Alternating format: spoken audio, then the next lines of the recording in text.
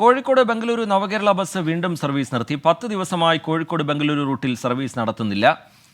രാഹുൽ സുരേഷ് ചേരുന്നുണ്ട് വിവരങ്ങളുമായി കോഴിക്കോട്ട്. എന്ന് രാഹുൽ, നേരത്തെ ഈ ബുക്കിംഗുമായി ബന്ധപ്പെട്ട യാത്രക്കാരില്ലാത്ത പ്രശ്നമൊക്കെ നേരത്തെ ഉണ്ടായിരുന്നു. ഇപ്പോഴിങ്ങനെ 10 ദിവസമായി സർവീസ് ഇല്ലാത്തതിൻ്റെ കാരണം എന്താണെന്ന് അധികൃതർ വിശദീകരിക്കുന്നുണ്ടോ രാഹുൽ?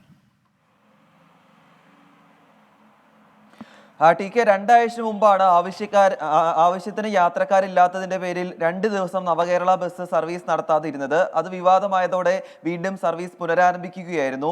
നിലവിൽ 10 ദിവസമായി നവകേരള ബസ് സർവീസ് നടത്തുന്നില്ല എന്നാണ് നമ്മൾ മനസ്സിലാക്കുന്നത്. കോഴിക്കോട് ബംഗളൂരു റൂട്ടിലായിരുന്നു സർവീസ് നടത്തിയിരുന്നത്. ബസ് നിലവിലുള്ളത് കോഴിക്കോട് നടക്കാവിലെ റീജിയണൽ വർക്ക്ഷോപ്പിലാണ് ഉള്ളത്.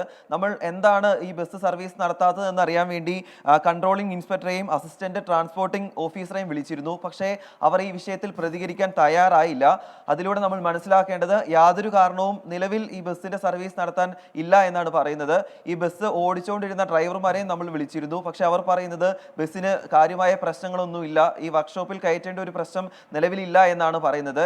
എന്താണെങ്കിലും നവകേരള ബസ് നിലവിൽ സർവീസ് നടത്തിയത് വീണ്ടും ചർച്ചയായി വരികയാണ്. ഈ വിഷയത്തിൽ ഗതാഗത വകുപ്പ് എന്ത് നിലപാട് സ്വീകരിക്കുന്നു എന്നത് പ്രധാനമാണ്. അതേസമയം യാത്രക്കാരും ഈ വിഷയത്തിൽ പ്രതികരണവുമായി രംഗത്തെത്തുന്നുണ്ട്. ഈ ബസ് നിലവിൽ 4 മണിക്കാണ് കോഴിക്കോട് നിന്നും സർവീസ് ആരംഭിക്കുന്നത്. അത് 6 മണിയിലേക്ക് മാറ്റി സമയം പുനഃക്രമീകരിക്കണം എന്നൊക്കെ യാത്രക്കാർ ആവശ്യപ്പെട്ടിരുന്നു. ഇതിലൊന്നും ഈ കോഴിക്കോട്ടെ അധികാരികൾ വേണ്ടത്ര ഇടപെടൽ നടത്തുന്നില്ല. കോഴിക്കോട്ടെ KSRTC അധികൃതർ തന്നെയാണ് ഈ KSRTC ബസിന്റെ സർവീസ് അവസാനിപ്പിക്കാൻ മുൻകൈ എടുക്കുന്നെന്ന ആരോപണം തന്നെയാണ് യാത്രക്കാർ ആരോപിക്കുന്നത്. T K. ശരി, രാഹുൽ സുരേഷ് വിവരങ്ങൾ നൽകുകയായിരുന്നു കോഴിക്കോട്ട് നിന്ന്.